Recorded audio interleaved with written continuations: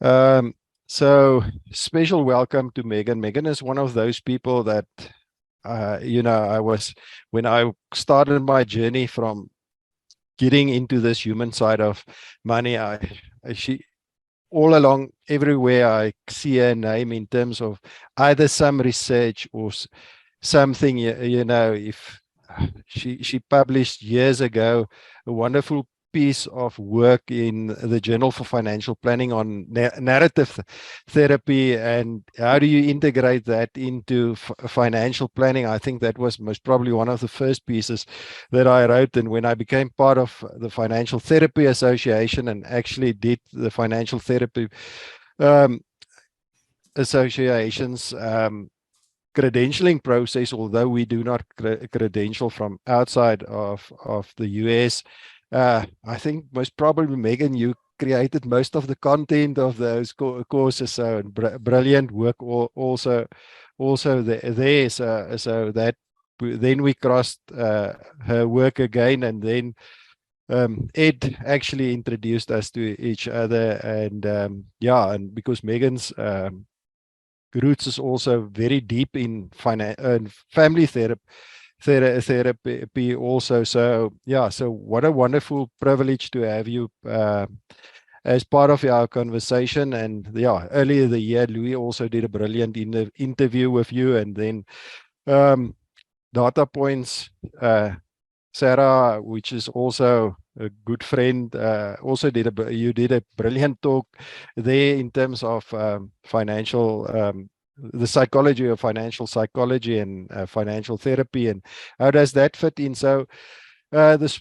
afternoon, I asked Megan, when I initially reached out to her, is let's have a conversation a little bit different than the normal, to look at self-efficacy as well as locus of control, and how does that fit into where we engage with clients and for ourselves. Because I think Mary Martin in one of the previous sessions said it so beautifully, that there's this whole thing about the human side of money and about our clients, but 50% of the conversation is ourselves as financial advisors and financial coaches showing up. And how does uh, self-efficacy and locus of control impact financial planning, but also financial capability? Because I think we so much talk about financial literacy and for our clients to understand and the human side of money, but how does that impact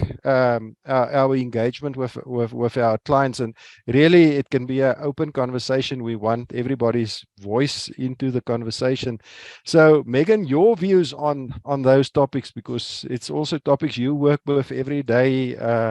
In terms of practice, but also from an academical viewpoint. So, yeah. Yeah, I especially love the term self-efficacy. I think people kind of conflate it sometimes with confidence, but it's a little different. Of course, it does have like this domain specific confidence, like financial self-efficacy would be like confidence around money, but it goes further. It's almost like this approach versus avoid when it comes to money. So you can be really confident about around money, but then something bad happens, and you're like, oh, that's too hard, I give up. Whereas if you're self-efficacious, you will approach that problem. And what's cool is the guy who created that whole theory around self-efficacy said so much about how our physiological arousal while doing the activity is one of the key points to this, meaning that how we feel, how it felt to interact with money at an early age really does shape our ability to approach money in the future, our ability to not give up when things get hard. And so that's where the idea of family socialization, which is one of my key interests, comes in, is how did it feel when you were first getting those early money memories? What did you see in your parents' emotional arousal when they were dealing with money? What were the conversations like around money? All that kind of goes into that self-efficacy aspect. And I think that ability to approach a problem instead of hiding it may be key to money, because it's going to grow if you don't ignore it. Yeah. So there's a one part about that growing of us and our relationship with money from an early stage, and perhaps events that impacted. What do you see as also some of that? And I do not like about talk about personality, because I think we are becoming somebody all along as we go, as things impact on us. But there is some traits that's lying at the bottom of that. How do you see that impacting, Megan? Well, And what I'm is your view on that? I'm totally going to be selfish right now because I'm working on a book for a woman named Ashley LeBaron Black, and the chapter that she assigned me, she picked it because it was a hardest, which I did not appreciate. But what she was talking about is something called financial skills, and how she defines that are skills that are innate to people that allows them to be financially successful. So these are things like self-control, being able to delay gratification, having a future orientation, having almost numeracy, like this vague, like understanding numbers that some people just get better than others as a kid, you know. I think there's a lot more of these inherent skills outside of literacy that allow financial literacy to take place. So I'm hoping that you guys have some ideas too, other than those ones I mentioned, so I can copy you guys for my chapter. Uh, yeah, because I think that's also, if we look at the Millionaire Next Doors work and Sarah and them, to a large extent, that is what they found is what is those skills that you need to become, because it's a competency, like you would appoint somebody to be successful in a role. But then most probably the other part, it's not a but, it's a is and does that come naturally for me? Some of those skills that you are talking about, that's central to building financial success and financial confidence and self-efficacy. And if you talk about, something like locus of control, we know there's some people that it come naturally to, and not for. And from an African context, there's even a view that uh, that be it's bad to be taking a locus of control, internal locus of control, and you must actually be part of a system. So yeah, so that becomes interesting, so perhaps views and thoughts So, that comes up for you. well, I have not read about this. So, you're saying, culturally speaking, that an external locus control would be much more aligned with collectivism, or is it these? I've Yeah, seen it yeah, yeah. with religiosity, but I haven't seen that with collectivism. That's fascinating. That the idea of having too much of individualistic, like I have control over my future, Yeah, would go against cultural norms. yeah. I think that's fascinating. Has that been written about before? There is some literature, yeah, from a psychological viewpoint. There's quite a bit of work done around that. Yes, Megan. So It's going to be my reading thing today. I'm excited. yeah. That's fascinating because I've seen it in terms of religious context. Obviously, these when internal and external locus control came about, a lot of it was acts of God or Deus Machina kind of analogies. Um, but that's fascinating. Yeah, because there's also a part, if we look at Brett Klon's work around the manuscripts, most probably there's also a part of it where, if I've got the manuscript, that God will supply to me, the universe will supply it to me, it also, I think there's also a link. So yeah, Oh, we're doing a fascinating study right now on the money scripts. I love the money scripts, and no matter the outcome, I think the money scripts are the greatest vehicle to get people talking about unsaid beliefs. But we're recreating it in a more diverse sample because in America, there's a lot of racial, ethnic groups. It's not a heteronormative culture. But the three major studies that have used for reliability around the KMSI have all been 90% white samples in the Midwest, which is a very specific culture. And so we're recreating it and finding it to have less of a link as we were hoping in a more diverse sample. What's fascinating too is we had hypothesized that certain money scripts would be related to both financial literacy and financial behaviors. That's not true. And what we're finding is that any of the money scripts, when high, impact financial literacy and financial behaviors. And I think a lot of people falsely assume that like financial vigilance by perhaps is better than a money avoidance. and we're not finding that out to be true at all, is the having too many unsaid beliefs, risk at any of them, all negatively impacts financial behaviors, which I thought was interesting.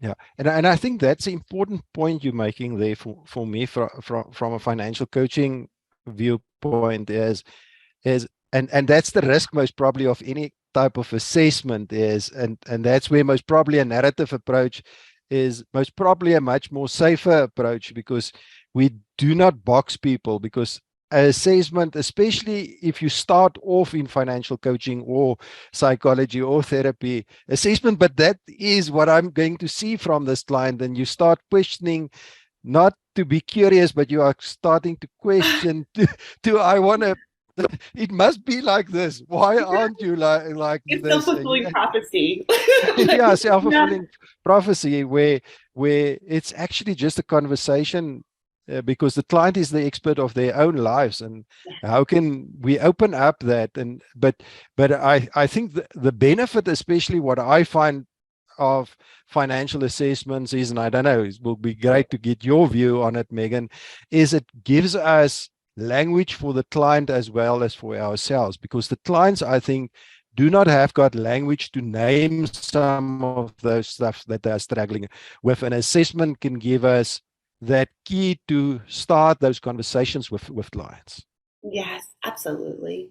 I think, like you said, so many assessments are interventions in and of themselves because they do facilitate questions, curiosity, and a shared language that both can use to kind of explain things that are so taboo that a lot of times we don't realize that others don't think the same exact way we do. When I first read that KMSI, I was like, well, everyone believes like 7 through 12 or whatever, like not realizing that someone's reading 18 to 20 and saying everybody believes those too. And so I think that idea of giving, some kind of framework to money conversations is so important because of the taboo around money conversations. Yeah, and I think also the benefit of that takes sometimes, especially if we start knowing clients, it takes away also our own biases in the process that, I see most probably certain behavior that you've got in terms of how we how you are when we are together as friends or in terms of business, etc. But it gives us a lens to just challenge our own assessments we are also making, and I think that's the power of questions actually as part of a conversation. So I love that. When I was in grad school, we often talked about cultural competence, right? Like we were all trying to get trainings and be culturally competent. And that language has shifted now. Now we talk about cultural humility. Because cultural competence means that you can just mm, become competent about another culture. You can know everything about another culture. Cultural humility says, I can never fully know you. You have 100 mm. identities. They all intersect in something so uniquely you. I should be humble and have humility that I want to understand you, who you are as a person, how your identity shapes your values, and I want to maintain curiosity rather than think I can become competent about you. And I think that idea of curiosity, that not knowing stance, is so essential to forming really deep relationships with others. If we get back to things like locus of control and self-efficacy, your view and with all your years of experience in research, how do you see we as financial coaches and planners can support clients to build those competencies? Back to the chapter, curious chapter Yes. you are busy writing, because that's one Yes. thing of seeing it. Uh, However, how can we facilitate that process? We also know we can't change people. We just need to create the environment for people to start getting more choice and seeing that alternative choices we can offer them. Absolutely. I'm a huge fan of the book Tiny Habits that came out a couple years ago.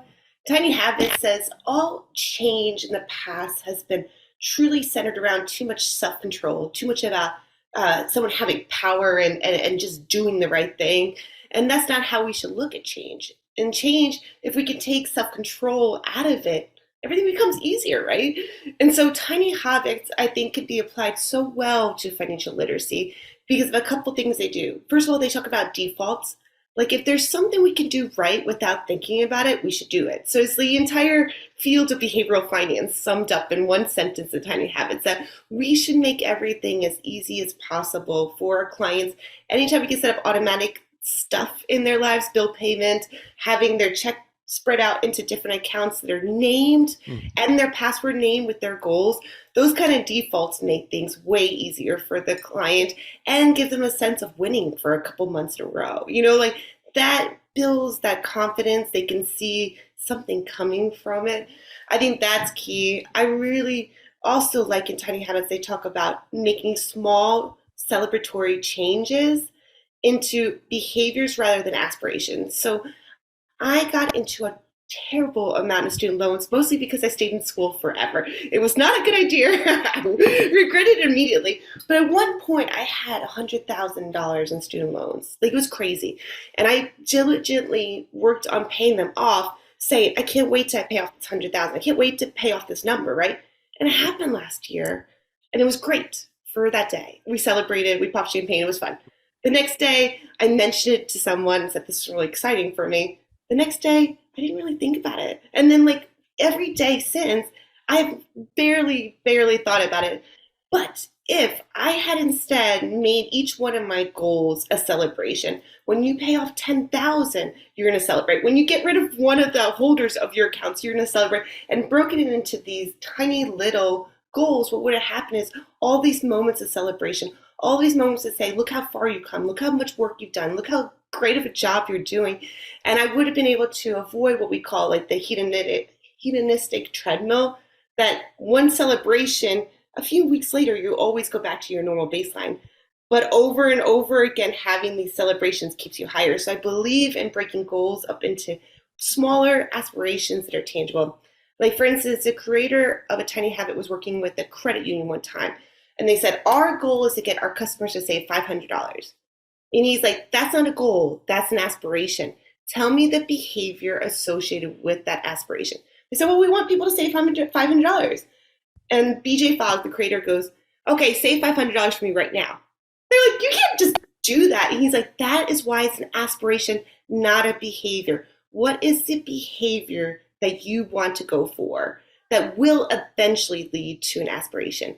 And that little shift allowed them to say, we just want people to open a second savings account and put $5 in a month or something. And he's like, we can do that. We can have $5 a month, a notification, here, put $5 in. And that is the behavior that leads to the aspiration.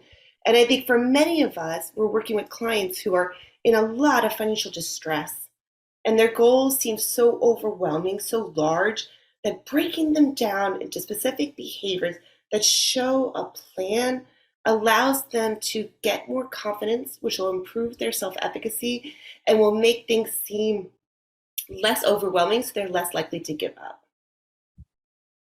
I think that's so powerful. I also do for the business school here at the University of the Free State. I'm part of learnership programs, which they got a whole program of different things, but we do a hashtag money for jam program for the learnerships. And I see that so true. We take them through different modules in terms of the basic financial literacy, but then also a cohort learning session where we then, what is your values, what is the big goals that you want to achieve. And I see how difficult it is for those people to convert the learners, to convert what they actually want to achieve. If they thought about their vision and where they want to go, that's a challenge by itself. But then, they come up with brilliant goals in most of the cases, but making that tacit actions, is so difficult, because it's easy to say, I want to become financially free. I want to buy my mama a house, which she never had, but what is step one that I'm going to do? I'm most probably over indebted. I haven't got a budget, so it's fine. They have that aspirations, like you say, but what is this first next step that I'm going to take? That's so critical. Yeah, the greatest article that has ever been written. It was not by me. I wish it was, but it is called "The Money Buys the Opportunity for Happiness," and it's by a woman whose last name is Dunn, and I think a couple colleagues, but Dunn et al. And this "Money Buys the Opportunity for Happiness." One of the things they talk about is the peculiar power of imagination. This is that things that are in the future, we tend to think of it in vagaries, meaning that if I were to say, dream about going to Europe in a couple years, right? Right? You might like have these like vague images of like the Eiffel Tower and some fog or whatever you're thinking about, but they're not specific, right? They are very vague. And when we always imagine the future, we tend to do that, which is fine. But the more we can drill into the specifics, the more things become clear. Like, for instance, talking to people about their retirement, and they're like, oh, I can't wait to dream about this lake house.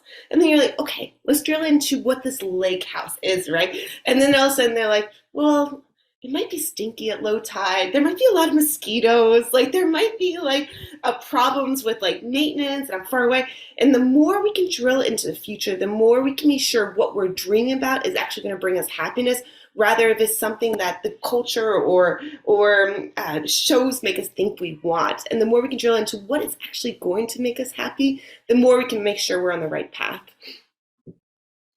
Yeah, I think that's so powerful, because the challenge with something like retirement is, is I actually, Louis, no, I hate the word retirement. I see Stephen Covey's daughter just came out with a brilliant book, Crescendo, and he apparently said, I'm now digressing, but he said when he hates the word R, and he'll never R, and he's living a life of a crescendo, and that's the last part of his life, and he's going to Oh, live to its fullest until there's nothing to share to the world and serve the world anymore. But I think that's the one challenge is, what is meaning then after retirement? And then I think with longevity, um, rule of, I think you'll also agree with that, is,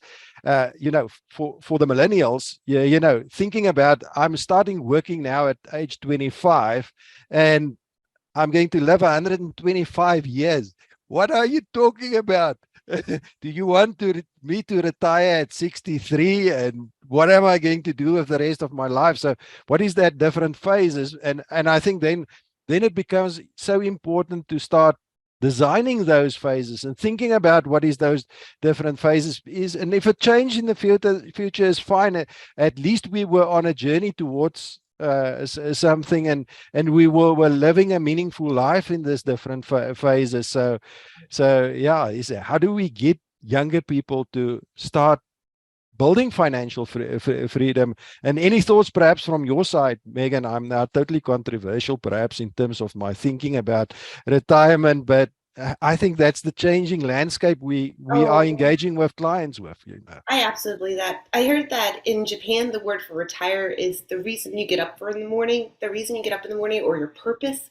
I always liked that word for retirement. I work a lot with couples, and when I talk to couples, I often say, don't jump into money conversations with a scarcity mindset. Let's buy a lottery ticket, and I want you guys to spend conversations dreaming about what would you do if you won the lottery? Who would you spend your time with? How would you give back to your world? How would you spend your life if money was not an issue?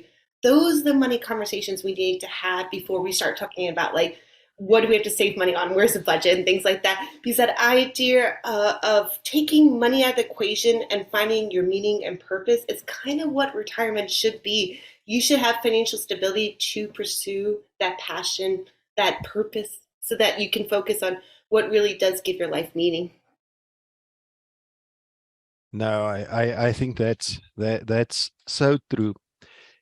If we come to building skills, uh, what is your learning, and what does research perhaps show you in terms of one-on-one learning, giving clients homework and having conversations with them, versus if you can get cohort learning going where clients can Oh, actually learn from each other?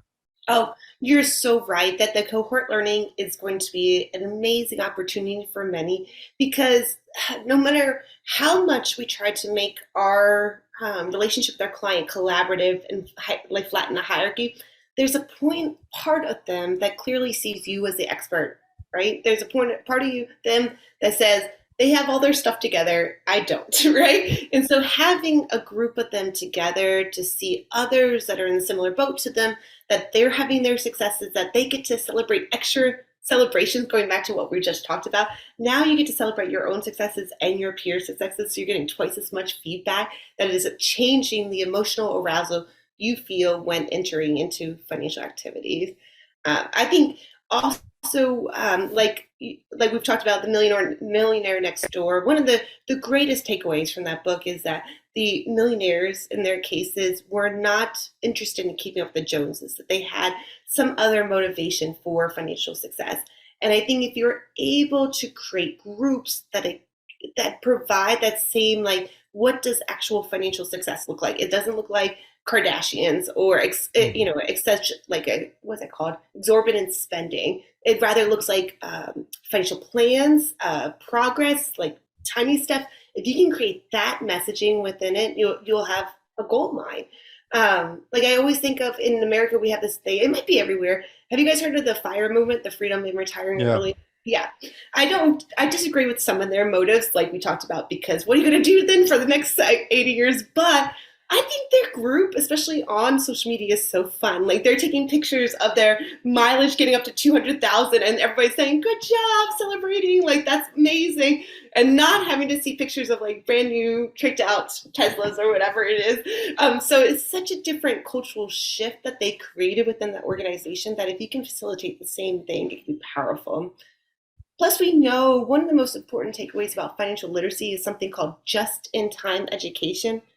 You can you can tell someone the perfect financial advice, but if they cannot directly relate that to their own financial situation, they're not going to listen to you. Like they're not going to pay attention, they're not going to absorb it.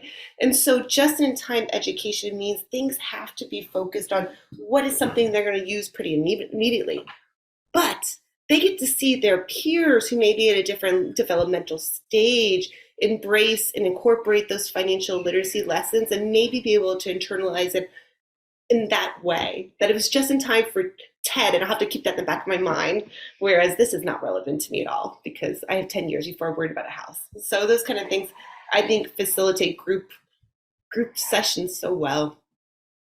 Yeah, and what is extraordinary for me from the little bit of exposure is playing with that is it's just extraordinary for me how vulnerable people is in those sessions. It will take just a few minutes and they'll actually start sharing with each other. I haven't got a budget. I'm actually over indebted, or I'm owing 3 years worth of taxes. They totally vulnerable. That just goes beyond my mind.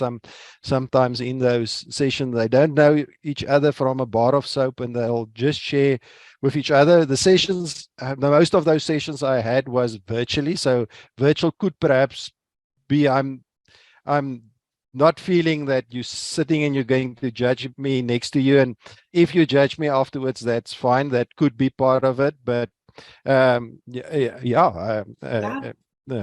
So yeah. I think you're probably not giving yourself enough credit that you probably did some things to make the group feel safe and vulnerable. But I do think virtual helps. I did a systematic review for Journal of Financial Planning this year where we compared in-person versus virtual mental health research, and we translated that to financial planning. We said, if this is true for mental health, it might be true for financial planning too. And we found people who were more comfortable. And we know from research that the setup of your office impacts the stress level of your clients, the comfort level of their clients, the security and feeling open with your clients. So perhaps being in your home environment, you're definitely going to feel the safest and more open than if you're in an office building that makes you feel anxious and stressed. And you can also have the power of turning off your camera. And I think that in the back of our mind, when sharing those intimate details of our financial life, we all kind of know that if I get too uncomfortable, I can pretend my internet's bad for a second. I can turn off my camera and regroup. And that moment of being able to physiologically soothe on your own, unmute or camera off, is very, very freeing to clients. So I would not be surprised to see virtual engagements growing even more in the future. Yeah, and I think to your point, and just adding perhaps to the group, I've just worked with a couple where, from that point of safety view point, um, in the first session, they actually dialed in from the same house, but from two different computers. And clearly there was something wrong, but that they created the safe space for each other to engage in those conversations. And over a few sessions, we could work with the information and what they are prepared to share with each other, and work on their dreams, etc. So in that space also, technology can actually contribute towards creating a safe space for both. Also then from a family therapy, financial therapy, family viewpoint. So yeah. Absolutely. It'll be fascinating to see if eventually they're in the same computer, in the same room, like to see the evolution of like, oh, we Yeah. can be open. That'd be great. Yeah. So questions perhaps from the floor. Myself and Megan was going at it most probably, and we were all over the place, but I think very valuable conversation. So uh, any questions, thoughts from the floor, you can just unmute and go. I'm gonna jump in. Megan, Thanks. nice to see you. You spoke a little bit about kind of uncovering someone's purpose, and I was just curious how you would approach that, specifically for clients that are maybe going through major life events like ones that we would normally see. How would you unpack something like uncovering your purpose? My favorite question in the whole world is miracle question. Have you guys heard that one before? I think I even told you actually on your. But really briefly, the miracle question is you present it like this to your clients. Like, this is going to sound so corny, but I want you to pretend that tonight while you're sleeping, a miracle occurs, and while you're sleeping, whatever you need to happen happens. When you wake up, though, you're sleeping, so you have no idea this miracle occurred. So I don't want to hear what the miracle is. I don't care what actually changed. I want to hear all the little clues that you discover something's different about your life. What's different about your setting? What's different about who you're spending time with? What's different about what you're doing in your time? Let me hear those clues about this miracle rather than the miracle itself. So I don't want to know you have $1 million in your bank. I want to know like your house feels safe and clean, that you have more time, that's not distracted with your phone, that you're focused on the people you're focused on. I want to hear those little moments, because when you do that with clients, what's amazing is that you start to notice that they have some autonomy and control over some of the things that make their miracle day the miracle day. Like, I did this with someone who kept on ruminating about, like, when COVID's over, I'm going to do this, I'm going to do that, right? Like, yeah, COVID was holding them back. Clearly, COVID was horrible and horrific, but it was just so much of the session. I finally asked him, like, tell me, COVID has been resolved. Tell me, what are the things that are different? And he talks about how he got up without looking at his phone first. That he went downstairs, he made a beautiful breakfast, that he spent some time on his phone with his loved ones. None of those were impossible during COVID, right? All of those steps he had control of back in 2020 or two when it was going on, or what year was COVID? 2020. And he had before COVID and he had after. And so we were able to illuminate some things he could take behavioral steps at right away, like keeping his phone for after he had coffee and things like that. And so I love that miracle question to kind of get to aspirations. And like I said, I used the lottery ticket one with my partner, me and him, buy Powerball at least once a year and just daydream about what life would be different. And it's so funny right now. He thinks it's hilarious, but for the last 3 years, I keep on talking about just being able to have money to spend on research assistants. He was like, I think you're in the right job for right now. But anyway, but I think those conversations where you free yourself from having to say the right answer, like no longer do you have to say, I have $1 million in my bank. Visa doesn't matter. What are you doing with that $1 million is what matters. That kind of help? I'm sure there's a lot of other better ways too. I saw something talked about the difference between a goal and aspiration. And I love this.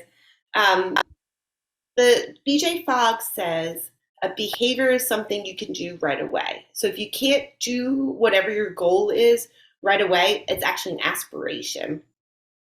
And he recommends that you actually break down all the behaviors that link to the aspiration. And what he wants you to do, honestly, this is going to be hard to explain without imagery, but he wants you to put it on a 4 square axis where easy to do is on one side, hard to do is on one side, big impact is on the top, low impact is in the bottom. So remember the credit union wanted $500. You can't save $500 right now, right? We have to do something to save $500. So you would put behaviors that could feed into saving up $500 on this axis, right? So opening another account, that could be an easy one, low impact, right? Automating keep the change program, super easy, high impact, right? And so you go until you have a good 40 things that lead to that aspiration. And then you focus on all the behaviors that are actually easy to do. And you start there. You start easy to do, big impact, and then easy to do, low impact. And you get those swarm of behaviors going towards an aspiration. So if aspiration is paying off student loans, there's going to be hundreds of behaviors that go into it. Maybe it's tracking spending, creating a budget, or having side gigs, automating, keep the change, all those things you could put in that do it. Does that kind of help? And it was you on, so yeah.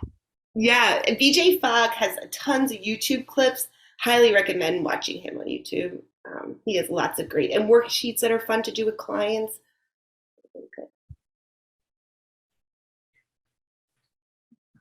Hi, can I ask you about self-efficacy and what your thoughts are on how much of it is down to messages that we received about ourselves in childhood, and what sort of things have proved helpful to get people out of the "I can't do this," I'm not good enough kind of box that they can end up in? Yeah. So my favorite book ever has been Facilitating Financial Health. That book, if you haven't had a chance to read it, is amazing. Brad Klantz has a new book out, so it might be even more amazing, but I haven't read it yet. It's on my bookshelf. It's on my to-do list. But he talks a lot about helping clients recognize those early money memories, those messages that we received about our capability, messages we received about money in general. And it's fascinating. We did research looking in the US at different money messages in different racial and ethnic groups, and we found that there was different messaging around saving versus earning versus investing in each group. There was another study done with gender in the US, and they found that male sons were given messages about earning, while female daughters were more likely to get messages about saving. And if you think about retirement gap in the US, when it comes to risk tolerance, what we find is men and women tend to be lower risk tolerance. Well, if your whole messaging has been around saving versus earning, I can imagine why there'd be a gap in the risk tolerance, right? About what, yeah. And so anyway, I'm digressing. In Facilitating Financial Health, they have these exercises that help you learn about these early money memories. One's called the money egg, and one's called the Dow Jones exercise. But pretty much you have your clients draw out their earliest money memories. And you say, try to think back on chronologically messages that you received about money, things you saw about money in your family, things you heard, big memories, good and bad, about money. Go through and add everything else and just put in this money egg and reflect back on which memories you haven't thought about. And try to come up with like a motto for your money memories. Like if you had to sum up all these memories. I did this at 22 is when I found out about it. When I did it at 22, I could fill up a whole page. I do with my undergrads, 18-year-olds, hundreds of memories. It's amazing how many memories are laced with money in our lives. And then you have to come up with the motto that goes with it. And it's so fun. I want to do this study one time, but I had to do it for multiple classes and multiple conferences. And it's funny, as my evolution with my own health around money changed, my motto around my money egg changed too. That like which memories were privileged, which memories came to the forefront, which memories grouped together were different. These are brain's recall is not in chronological order. It's actually grouped by emotions or other sensory perceptions. So if you remember a negative memory first, you're more likely to recall more negative memories. If you recall a positive memory first, you're more likely to recall positive memories. Yeah. Yeah. So anyway, those money egg Dow Jones to kind of get to what were the messages, and then using the KMSI to say these money messages, these beliefs around money are not for everyone. They're not true for everyone. That there's potential to have even different messed up thoughts around money. That you're not stuck in this vacuum of your script, that there's all these other scripts out there, and there's a possibility to be beyond those scripts. I think those two things give a sense of like freedom from the thin narrative is the only way I can think of it, but from the strict story they've been telling about themselves, and gives room for more elaboration, different variations. I do love this approach called narrative therapy the best. And narrative therapy talks about how we are just weak storytellers, that we're not the best. Like there are, tens of thousands of seconds a day. But I've asked you, how was your day? You're going to think about 1, 2, maybe 3 moments in that whole day, right? Not thousands and thousands of moments, but 3 moments. And that's going to summarize your day. And if we do that over time, this thin description of such rich lives, it makes us feel stuck. And so I think freeing it gives us a lot of freedom in treating money differently. Thank you. Yeah. Thanks very much. I think the piece that I find fascinating as a money coach is working around the messaging people have received around themselves, not necessarily around money. Yeah. So, do I have confidence in my decision-making process? Yeah. You might like the narrative therapy article I wrote. Has a table in it. And in the table are these questions called deconstructing identity.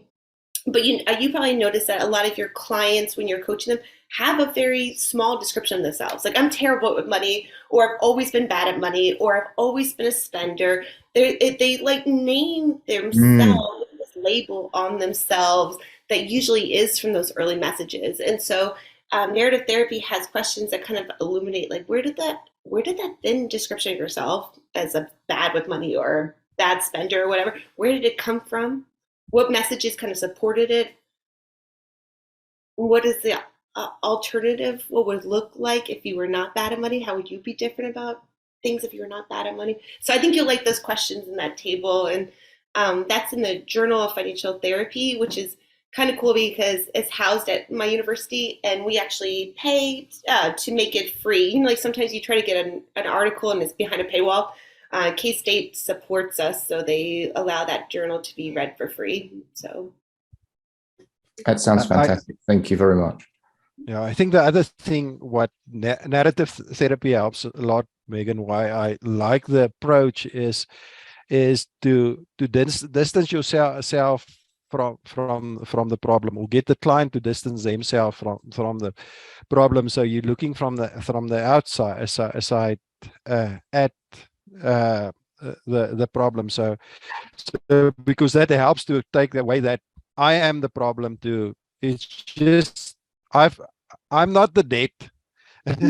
Is I've got debt, and that's not me. So how do I make that decision to move it away? So I think that's the other part that's powerful from a narrative therapy viewpoint. Yeah, it's a powerful question once you hear that thin label that they're putting on themselves, like I'm bad at money, to ask them, tell me a time in your life that wasn't true for you, to just make them sit back and be like, I can think of a couple times where I wasn't bad at money. Like I can think of a couple times in my entire 40 years where I did the right thing with money, and getting them all to describe those memories at once can be like a really nice shifting of like, I don't know, self-efficacy, power, control, even that locus of control, like, oh, I can do this. There's a brilliant book that was written by an African reauthoring the world, Shanae Swart. So she did a PhD on narrative therapy. Her father and her husband is a priest, and she did a PhD on the impact of the communities within church environment on the women that is supporting their husbands as priests. But in terms of the model, etc., deepening, that article of Megan I also referred to in my introduction is brilliant. However, if you want to dig in a little bit, she takes the work of David White, etc. She did a lot of work in America, for interest sake, with Peter Block also, from a community perspective, etc. So yeah, nice, easy read.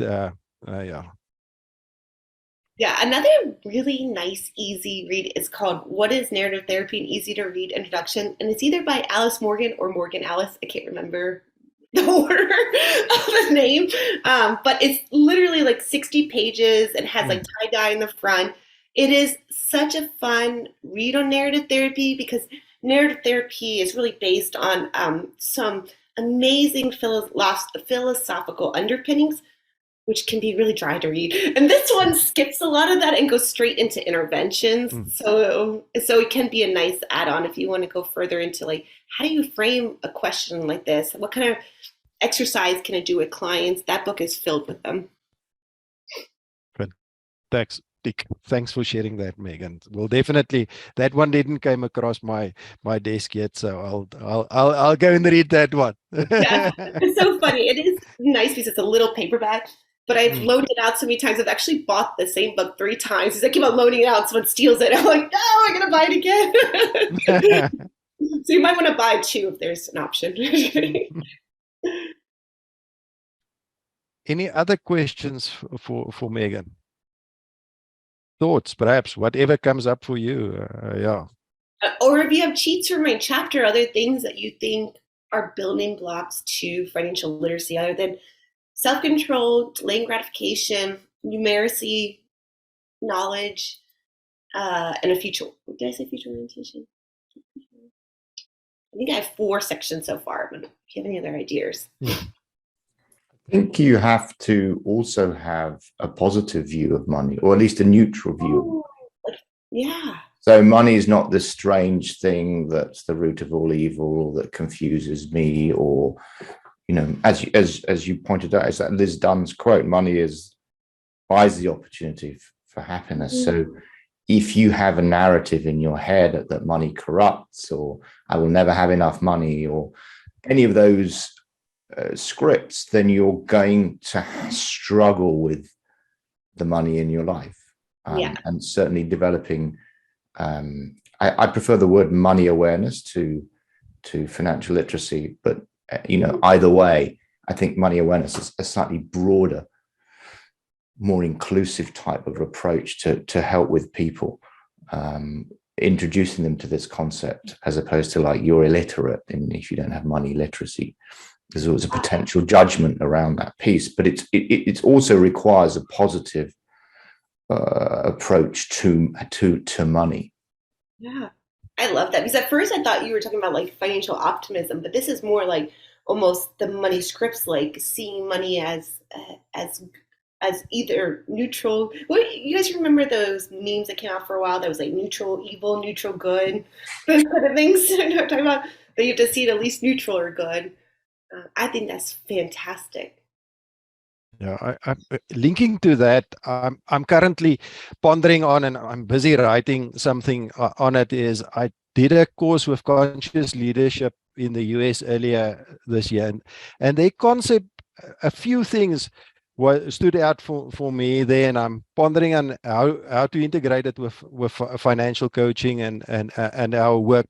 But the first distinction they've got is between content and context. So content they refer to is the who, what, where, how is what is happening, and context is what is my relationship to any problem that I've got. And then they've got the whole triangle that we all know is what is my role if I'm not satisfied something in my life. I'm either going to take a hero role and say I'm going to do something, but is it above the line thinking or is it below the line thinking? Or is I'm the victim, the world is happening to me? Or am I the villain and I'm going to get my spouse back? He doesn't or she doesn't want to talk to me about my budget, so I'm also now just going to spend money. However, the important thing is what was for me a big shift in my own mind. It's fine to be below the line around certain things in our lives until we get to a point where we want to move on. But is to your point, Dennis, is the awareness that I'm below the line and I'm not ready to move from here. So I still want to be the hero and the villain and the victim, but I'm understanding my relationship towards this, and it's fine to be there while I'm going through this change in my life. And that was for me quite something. It's not I have to move today to be in a different place, and it's bad for me to be under the line and feel like and I think there's a piece of development there or development theory also around it, because is to understand that move from the world is happening to me to I'm taking a responsibility for it to a point where the world is happening through me. I've got my gifts and I've got the skills and everything that I can engage with in the world. So just perhaps a side thought on that. I love that. That's exactly locus control so well summarized. I think very rarely do people see themselves as a villain, though. I think we are incredibly good at rationalizing our behaviors. And I think recognizing how even when people do bad behaviors, that there is a motivation, there's a function, it serves a purpose. I think that is a richness in our coaching and counseling skills. Because then we're able to address the function and the purpose of the bad behaviors before we try to change it. Because otherwise, they're just going to relapse or fall back into bad habits if we don't serve that function it's doing. Hi, Megan. I can also add maybe something that you can use. I'm not sure. But it's about equality. Also in a relationship. So what I've come across in families is this one will say that he's contributing so much and that one is contributing so much. So, and what I've seen that worked very well is if you change it into a percentage instead of an amount, just to create that awareness.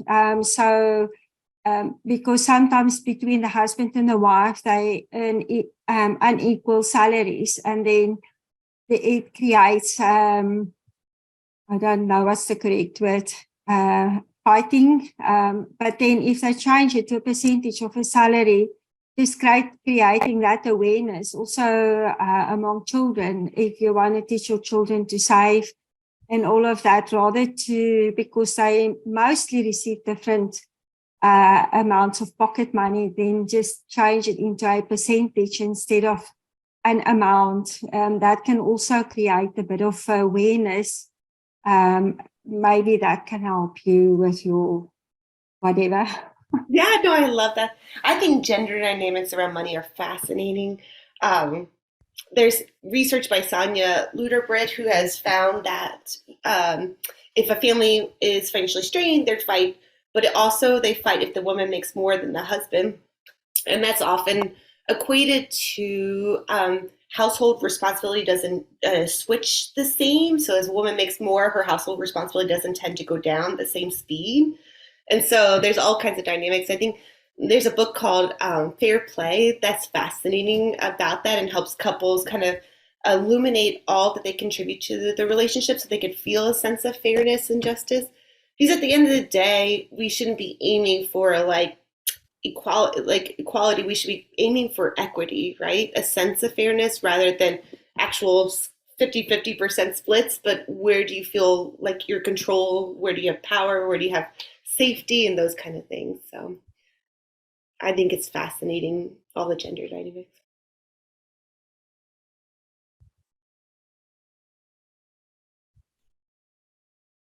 Other thoughts, questions, thoughts for Megan on our books chapters?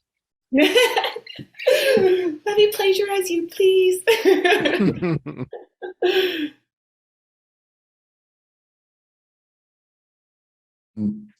How do you characterize or understand or define your relationship with money, or one's relationship with money? What comes up for you when I ask you that? I think I am so shaped by the money scripts. I think so. I was trained a mental health professional. Never thought I would ever do anything with money. In fact, I had all these scripts of like, I'm trying to save the world. Like, I literally wanted to be a therapist at like 7. Like, that's how early on I knew I was going to go into that field of helping.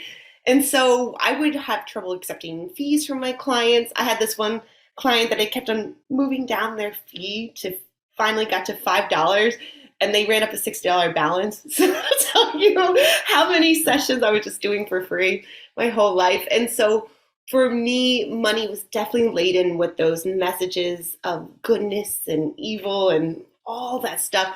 And so for me, just recognizing that not everybody has the narrative about money was so unique. And so I think that recognizing that everybody's money story is so dynamic and different is really what I think about when it comes to that. Just that all of us could be sitting around having a different fervent belief around money and it look totally different.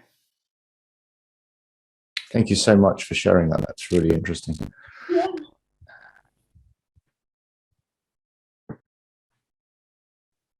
So I want to ask, sorry, I see my internet just gave a bit knock there. I don't know for what reason. Lizelle, I want to ask you if you can say thank you very much for Megan.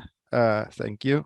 Yes, thank you, Hendrik, for that, and thank you for the wonderful opportunity every month to have this opportunity to listen to people who's in the know of things. And Megan, you've really changed my life for this little bit of session that we had with you. The narrative, the way you think about money, your own vulnerability around it, and the nuggets of truth that you gave us that we can use with our clients and that we can apply whether we're talking about money or anything else. I think it was very insightful, and just from my side, on behalf of everyone present, just thank you so much. Thank you. That was so kind. So nice. Well, you guys are always welcome to email me. My email is just Megan McCoy at KSU.edu, and also LinkedIn or however you like to contact. So thank you guys all for making such a difference in your clients' lives. Yeah, and thank you for everybody that dialed in every month, and for those of you that just jumped in when you could and perhaps listen to the recordings after.